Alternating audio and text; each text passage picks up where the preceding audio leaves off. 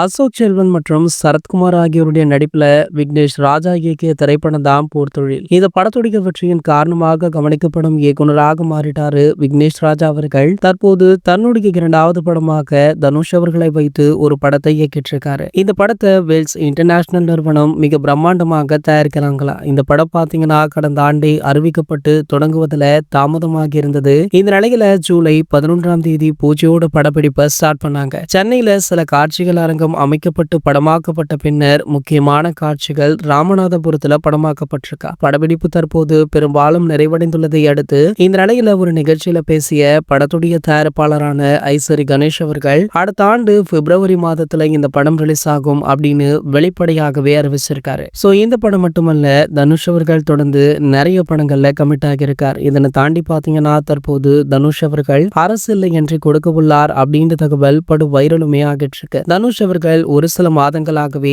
தொடர்ந்து அவர்களுடைய ரசிகர்களை சந்திப்பது, மேலும் ரசிகர்களுக்கு அடிக்கடி விருந்து வைப்பது அப்படின்னு தொடர்ச்சியாக பண்ணிட்டு இருக்காரு. சோ இவருடைய செயல்களை பார்த்த பல பத்திரிகையாளர்கள் இவர் கண்டிப்பாக எதிர்காலத்துல அரசியலுக்கு வருவார் அப்படின்னுமே பேசிட்டு இருந்தாங்க. சோ எதிர்காலத்துல இல்ல, சோ தற்போதைய தனுஷ் அவர்களுக்கு அரசியல் என்ட்ரி கொடுக்க இருக்காரா. அதுவுமே தளபதி விஜய் அவர்களுடைய தவைக்கா கட்சியில இணையவுள்ளதாக சொல்லப்படுது. மேலும் பாத்தீங்கன்னா தனுஷ் அவர்களுடைய ரசிகர்கள் மன்றங்களுடைய நிர்வாகிகளுடனேயே தாவக கட்சியில இணைய உள்ளதாக செய்தி வைரலும் ஆகிட்டு இருக்கு. கூடிய விரைவிலேயே இது பற்றி அதிகாரப்பூர்வ அறிவிப்ப தாவக தரப்புல இருந்து அறிவிக்கப்படும் அப்படின்ற செய்தியுமே கிடைச்சிருக்கு. இது போன்ற செய்திகளை பற்றி நீங்க உடனே தெரிஞ்சுக்க நம்மளுடைய சேனலை மறக்காம சப்ஸ்கிரைப் பண்ணிக்கோங்க.